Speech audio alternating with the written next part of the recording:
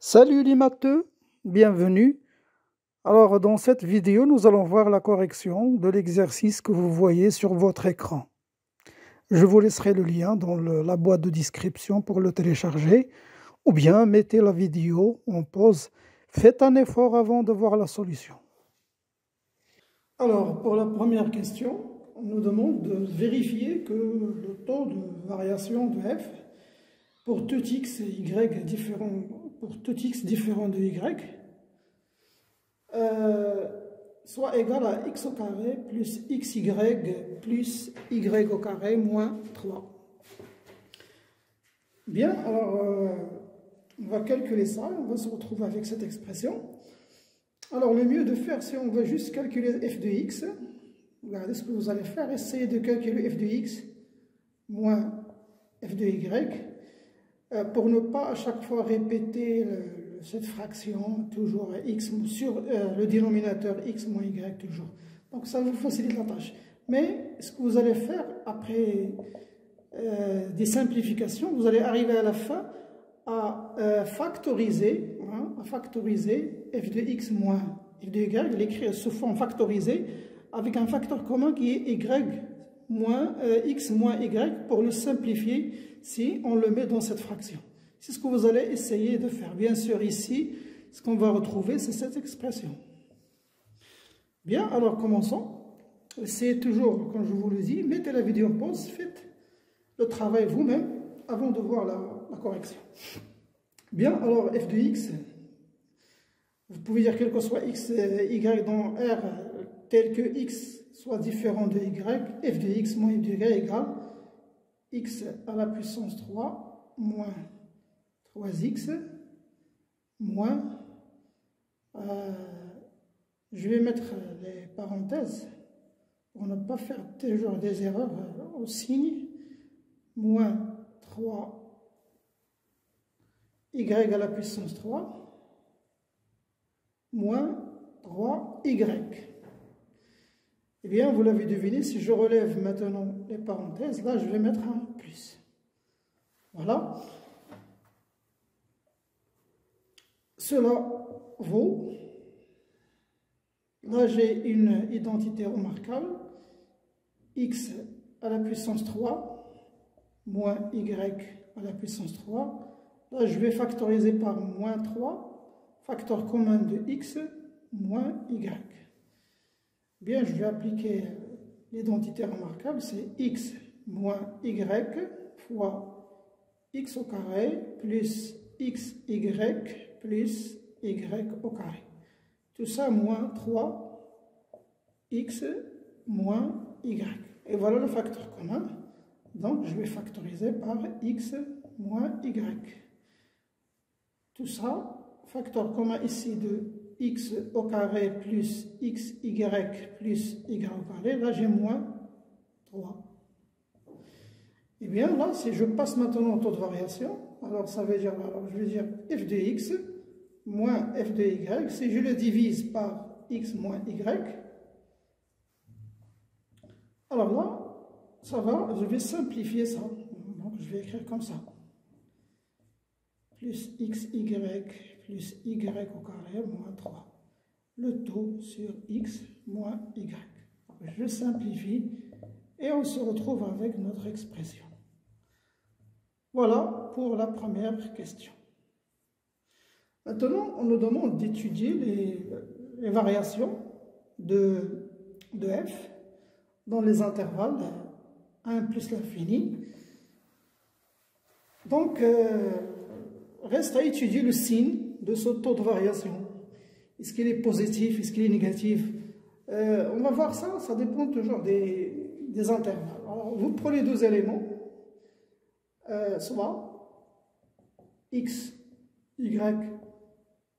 Je commence par l'intervalle 1 plus l'infini, tel que, bien sûr, toujours x est différent de y. Et on va essayer de voir si ces deux éléments, x et y, se trouvent dans cet intervalle, comment va être le signe de taux de variation de la fonction. Eh bien, essayez de, je vais vous donner un indice, vous allez travailler sur les propriétés de l'ordre dans R. Toutes les propriétés que vous connaissez, essayez de les utiliser ici. Ça veut dire que vous commencez tout d'abord par dire que si x appartient à 1 plus l'infini, ça veut dire que x est supérieur ou égal à 1. Donc cela implique que x est supérieur ou égal à 1. Et en même temps aussi, y est supérieur ou égal à 1. Et donc cela implique que je vais avoir x au carré est supérieur, ce x au carré là est supérieur à 1. Je vais chercher toutes ces expressions hein, avec les x et les y. Je vais essayer de trouver elle appartient à quel intervalle. Donc x au carré, elle est supérieure ou égale à 1. De même pour y au carré, elle est aussi supérieure à 1. Et le xy, ici, je vais multiplier x fois y, 1 fois 1, c'est 1. Donc, xy sera aussi supérieur ou égal à 1. Eh bien, vous l'avez deviné, toutes ces parties sont positives. Donc, si je fais l'addition, x au carré plus xy plus y, je vais x au carré plus xy plus y au carré. Cela implique que si x au carré plus xy plus y au carré, notre expression avec les x, sera supérieur ou égal à 1 plus 1 plus 1. 1 plus 1 plus 1. Là, je ne voulais pas mettre tout de suite 3 pour que vous compreniez que c'est de là que je tiens cette implication. Et donc, ça veut dire qu'elle est supérieure ou égale à 3. Donc, si je fais passer le 3 de l'autre côté, cela va impliquer que x au carré plus xy plus y au carré moins 3 est supérieur ou égal à 0. Et donc, vous voyez que notre fonction, notre taux de variation, alors cela implique que le taux de variation de xy, si xy est sur l'intervalle 1 plus l'infini, est positif. Donc, la fonction, alors, f est croissante sur l'intervalle 1 plus l'infini. Eh bien, on va faire maintenant la même chose pour l'intervalle moins 1, 1. Voilà, donc je vais choisir maintenant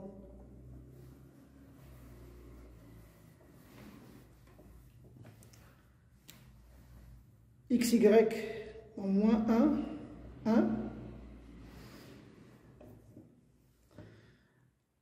Alors là, on voit que x il est compris entre moins 1 et 1 et aussi y. Donc, cela implique que x est compris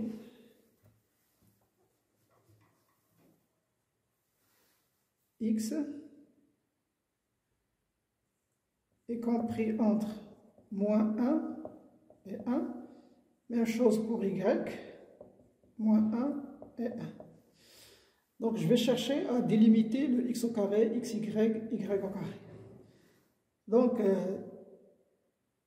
tout de suite, on voit que x au carré sera inférieur ou égal à 1. Parce que la valeur absolue de x c'est inférieur à 1. Cette expression implique celle-là. Et si je passe au carré, donc ça ne va rien changer parce que déjà la valeur absolue est positive. Donc au carré. Et on sait que la valeur absolue au carré, c'est x au carré. Donc c'est quelque chose que vous savez déjà. Vous l'avez déjà vu en tronc commun. Donc x au carré sera inférieur à 1. Et la même chose pour y au carré sera inférieur à 1. Reste maintenant le xy. Donc, si je multiplie maintenant le x ici et la valeur absolue ici, je vais dire ça implique que la valeur absolue de xy est inférieure ou égale à 1. Parce que là, vous avez la valeur absolue de x est inférieure à 1, la valeur absolue de y est inférieure à 1. Donc, la valeur absolue de xy sera inférieur à 1. Et cela veut dire que ce xy là,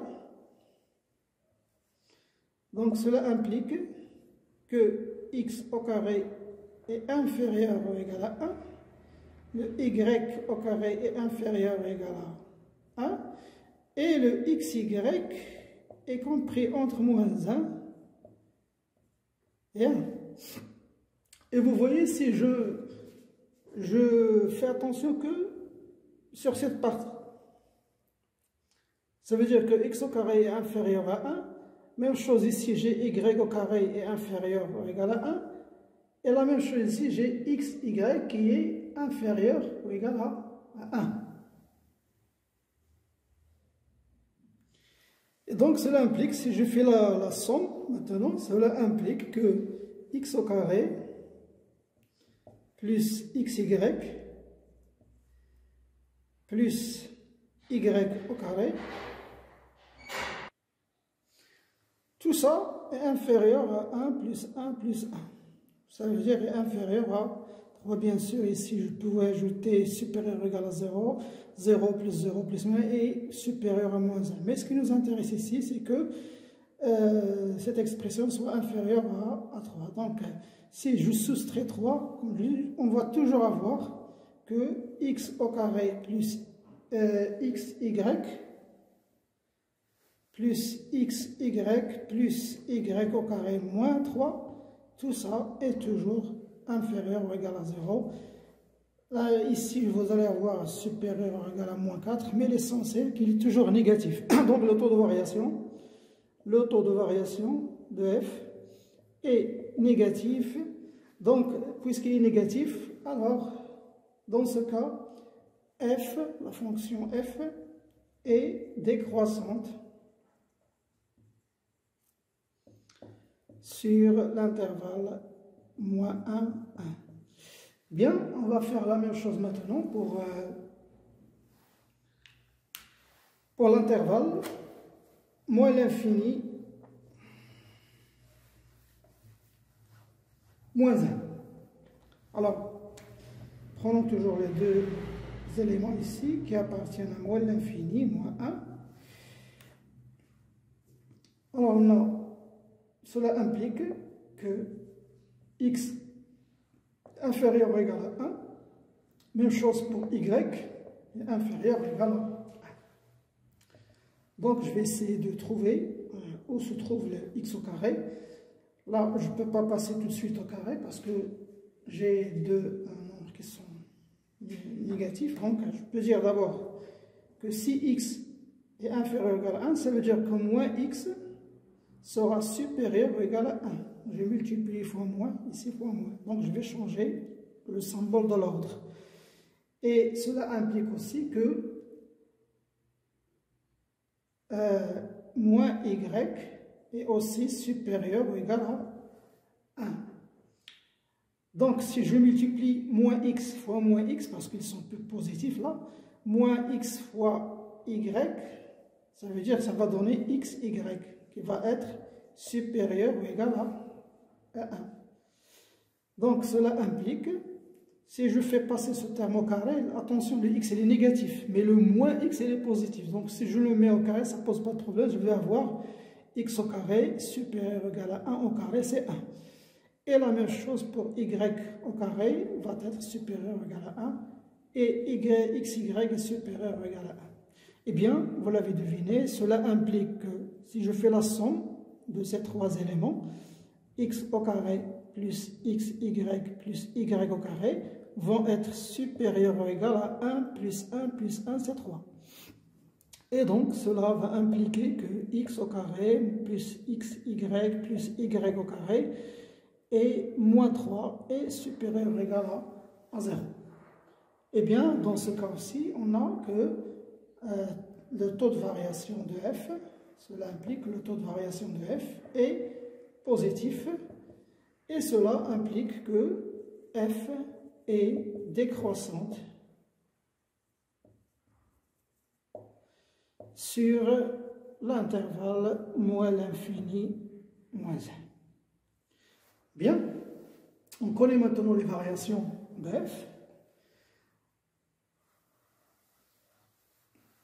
Alors, dans la troisième question, on nous demande de déterminer les points d'intersection de CF avec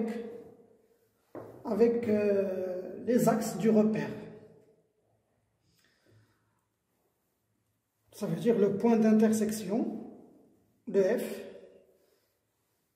avec l'axe des abscisses et l'axe des ordonnées. Si une fonction, par exemple, coupe l'axe des abscisses en un point, alors ce point, je vais l'appeler M. Qu'est-ce que vous remarquez dans ce point? Toujours ce point, son ordonnée, ça veut dire son Y, un point M, XY, toujours le Y ici, le Y égale à 0.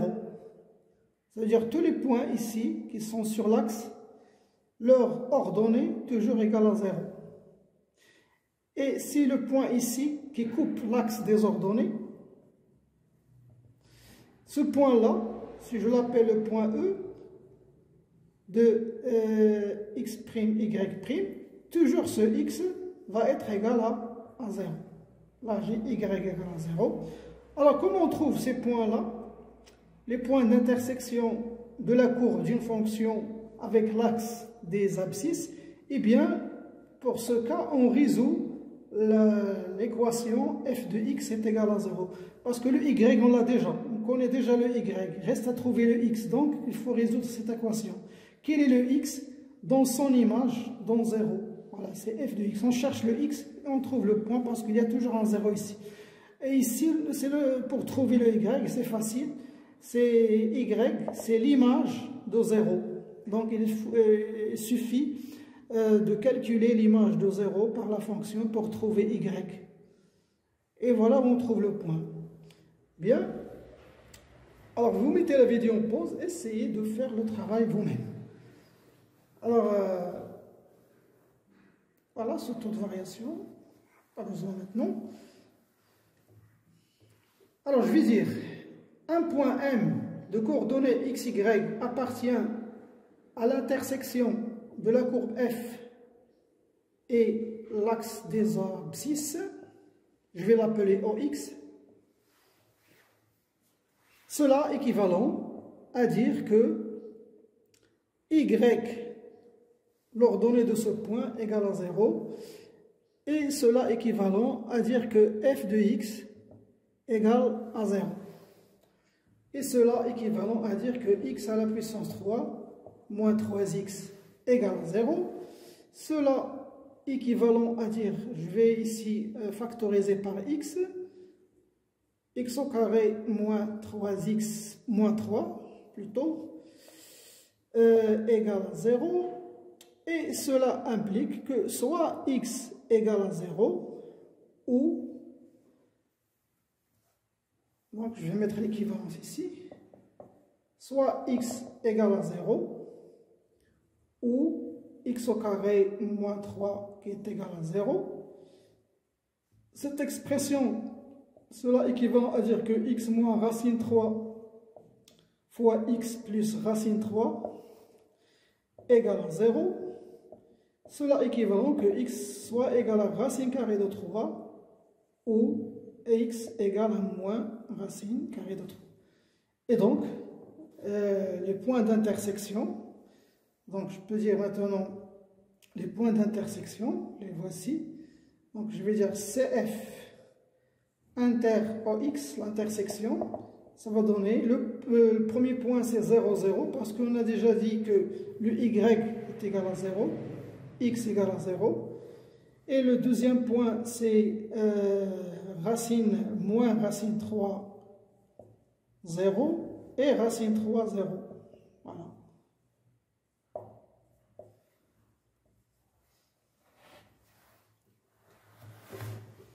Et bien maintenant, pour l'intersection avec l'axe des ordonnées, je vais dire soit MX, Y appartient à l'intersection de la courbe avec l'axe des ordonnées, je vais l'appeler OY.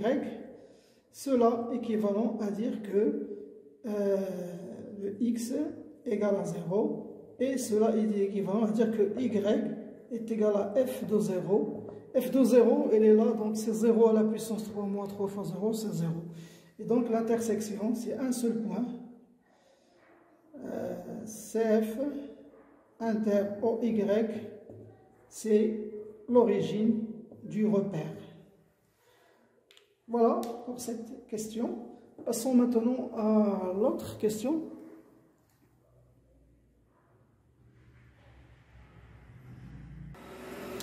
On nous demande de dresser le tableau de variation de f et de construire le CF dans un repère orthonormé. Donc le tableau de variation, on le connaît, donc on sait que de moins l'infini à moins 1,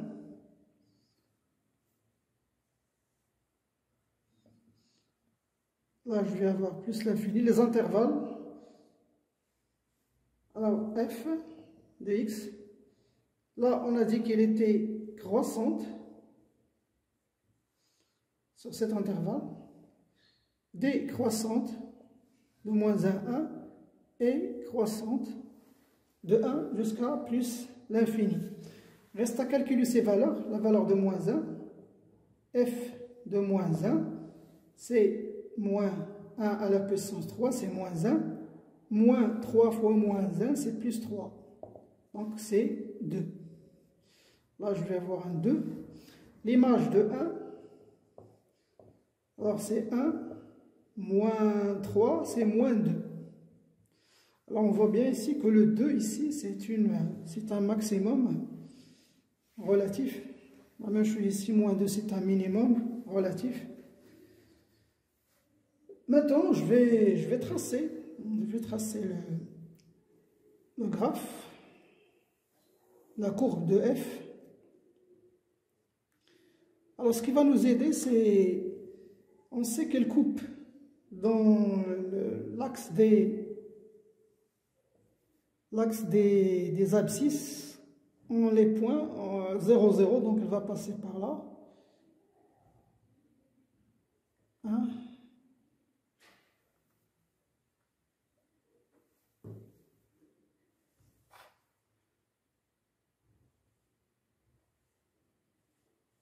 Alors, 1, 2, 0, 1, 2, moins 1, moins 2.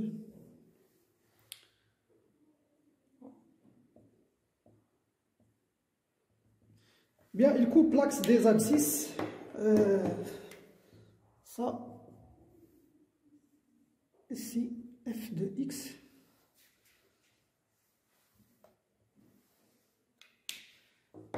Je vais d'abord montrer ces points. Alors, c'est 0, 0, ici. Racine 3, 0. Alors, racine 3, c'est à peu près 1,73, donc à peu près ici. Donc, la courbe va passer par ce point. Moins racine 3, c'est moins 1,73, c'est à peu près ici. Là, on a un minimum, un maximum relatif ici, moins 1, 2, donc ici. Et j'ai 1, moins 2. Donc, d'après le tableau de variation, la fonction est croissante, ici, jusqu'à atteindre cette valeur maximale relative. Après, elle est décroissante. Elle va atteindre la valeur minimale relative ici en moins 2. Ça, c'est moins 2. Et ça, c'est 2. Et elle est croissante. Il va couper l'axe des abscisses dans ce point-là. Alors, elle part vers plus l'infini. Voilà la courbe de cette fonction. Alors maintenant, pour la question 5, discuter les solutions de cette équation. X à la puissance 3 moins 3x plus 1 moins m égale à 0. Eh bien, tout d'abord, si vous avez remarqué ici que cette équation, on peut la transformer de la manière suivante. Je peux dire que cela équivalent à dire x à la puissance 3 moins 3x, parce qu'on remarque ici qu'il y a le f de x ici. On va le faire passer les autres termes de l'autre côté, ça vous donne m moins 1. Et comme si vous avez ici f de x égale à m moins 1. Cela veut dire que vous devez remarquer qu'on parle de f de x, on ne parle pas de x. Le f de x, il est là. Ça veut dire qu'on essaye de résoudre une équation telle que f de x égale à une valeur qui se trouve sur cet axe. Ça veut dire que le m-1 qu'on cherche, il est sur cet axe, sur l'axe des ordonnées. Il ne faut pas le chercher ici. Le m, ce paramètre-là, il est là. m-1, il est là. Et les solutions, ce sont les points de la courbe qui vérifient que f de x est égal à m-1. Donc, regardez là. Si je prends le m ici, ça veut dire qu'il est inférieur à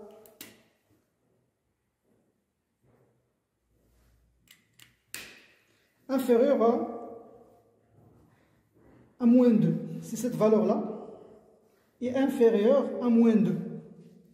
Ça veut dire que je prends une valeur ici.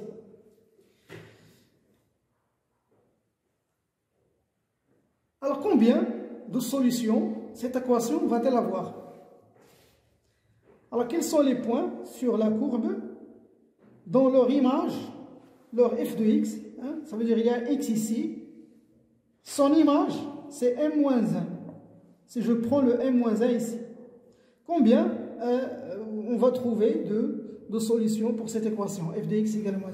Eh bien, on va trouver qu'une seule solution, parce que si vous tracez une droite qui passe par m-1, c'est la droite y égale à m-1, et c'est là la solution de cette équation, c'est l'ordonnée, hein, c'est les points, les abscisses des points d'intersection de la courbe f avec la droite y est égal à m-1. Et bien dans ce cas, on va avoir une solution. Donc je vais dire,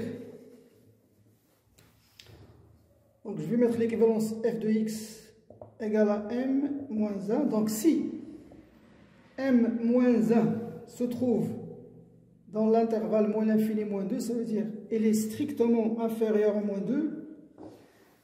Cela équivalent à dire que m, et donc je vais ajouter ici 1, ici 1, ça veut dire que m est inférieur strictement à moins 1 parce qu'on cherche les valeurs de m, le paramètre m, pour discuter le nombre de solutions de cette équation. Alors, f de x, bien l'équation E, f de x est égal à m-1, a exactement une solution. A exactement une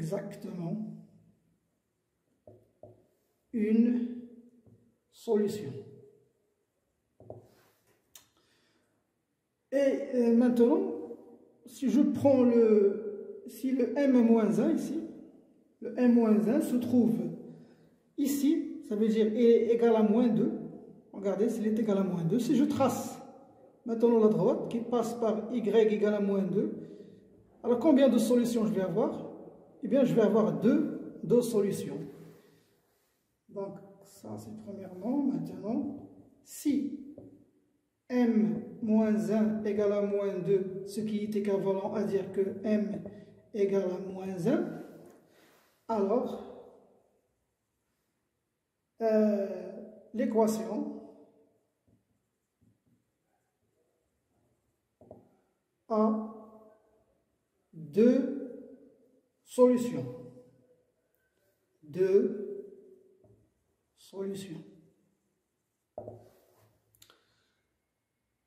Bien, vous l'avez deviné, vous mettez la vidéo en pause et continuez à trouver cette partition de la droite des ordonnées par rapport à ce paramètre-là. Alors maintenant, c'est cette valeur-là, la valeur m-1, parce que c'est elle qui est égale à f de x. On a dit que f de x se trouve ici. C'est maintenant compris entre moins 2 et 2 strictement. Ça veut dire qu'il est supérieur ou égal à moins 2 et inférieur strictement à 2. Alors là, si m-1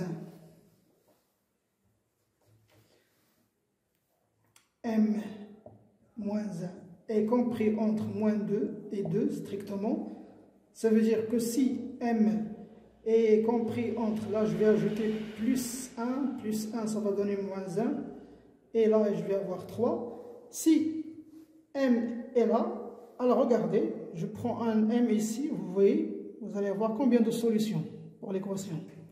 Eh bien là voici 1, 2, 3 solutions cette fois. Alors, l'équation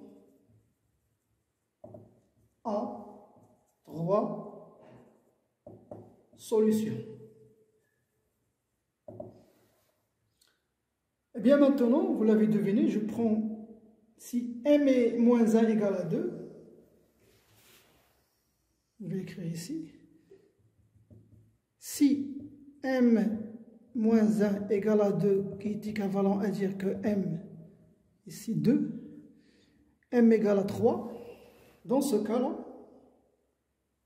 on va avoir deux solutions. Alors, l'équation a 2 solutions.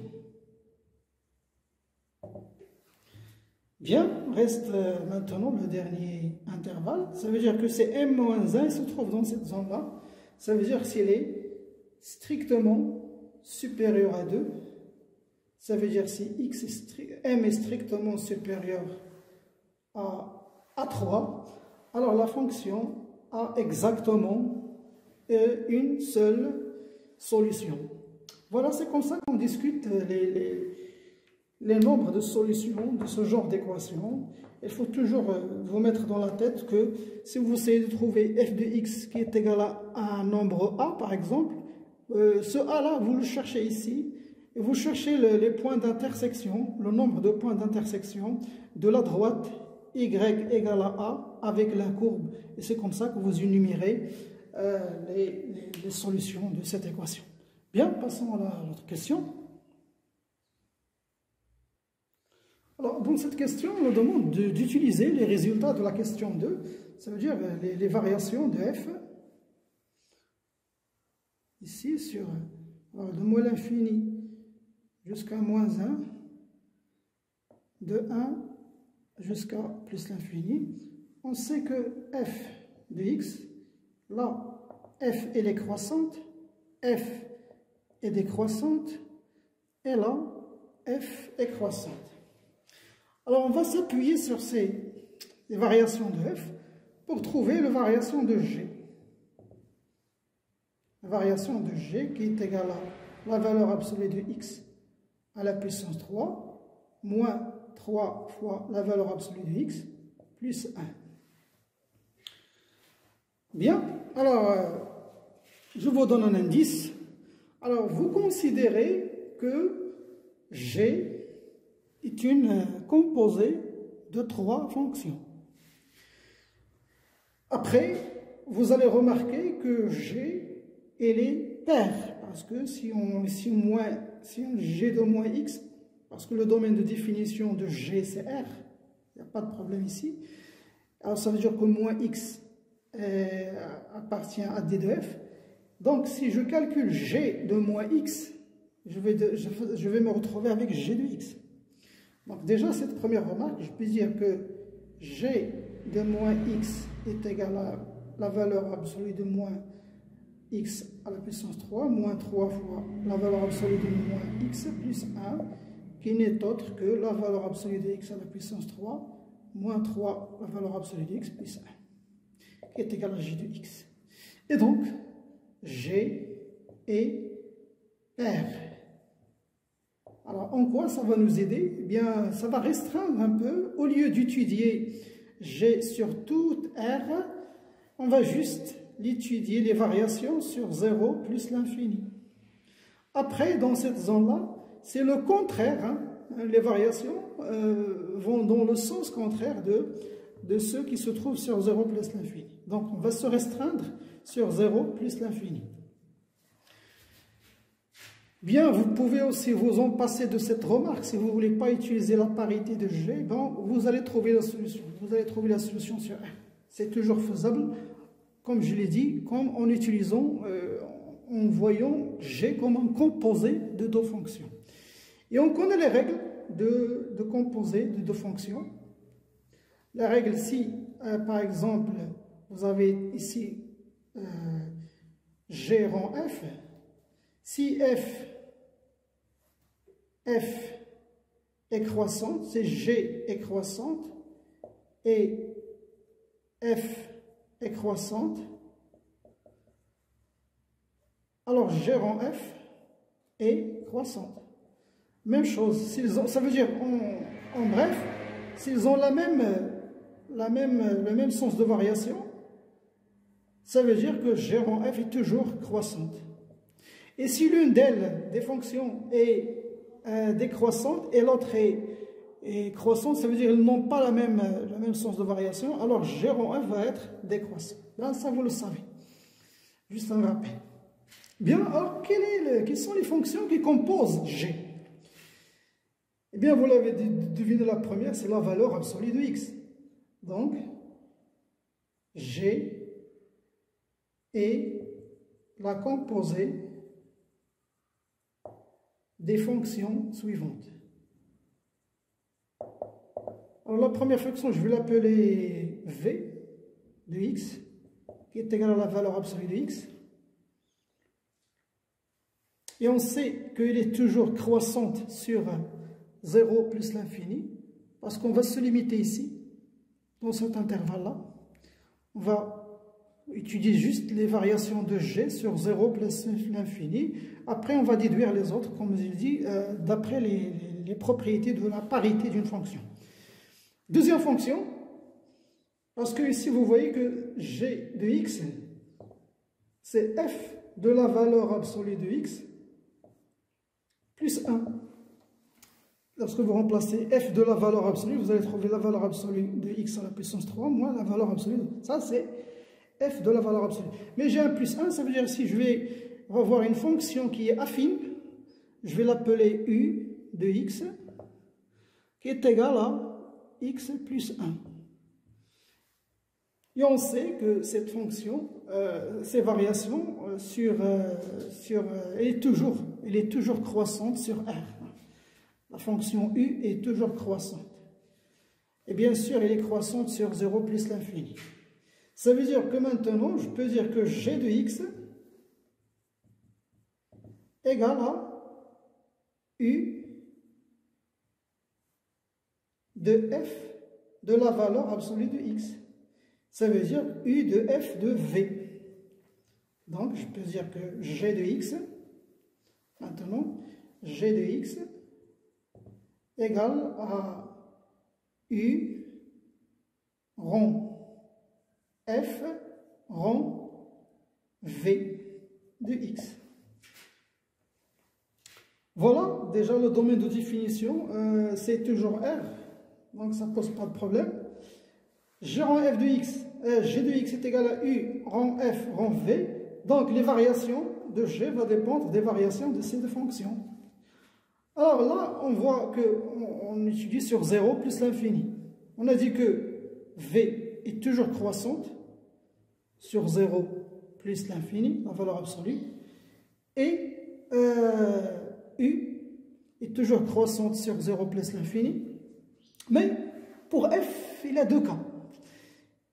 De 0 à 1, elle est décroissante, de 1 à plus l'infini, elle est croissante. Donc, je vais avoir deux cas. Sur l'intervalle 0,1, on a toujours u est croissante,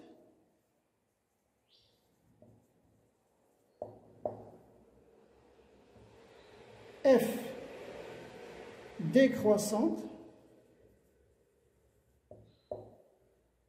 v croissante.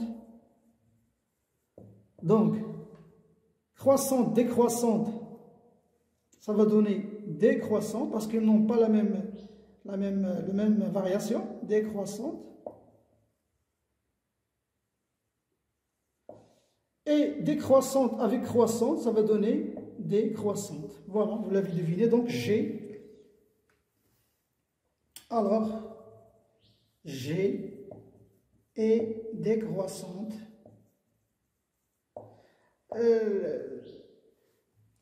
La règle des variations ressemble un peu à la règle des signes. Ça veut dire positif, négatif, ça va donner négatif. Négatif, positif, ça va donner toujours négatif. C'est toujours le négatif qui l'emporte. C'est la même chose, hein. C'est une similitude. Donc, G est décroissante sur l'intervalle 0, 1. Maintenant, sur l'intervalle 1 plus l'infini, sur 1 plus l'infini, on a toujours le U1, il est toujours croissante.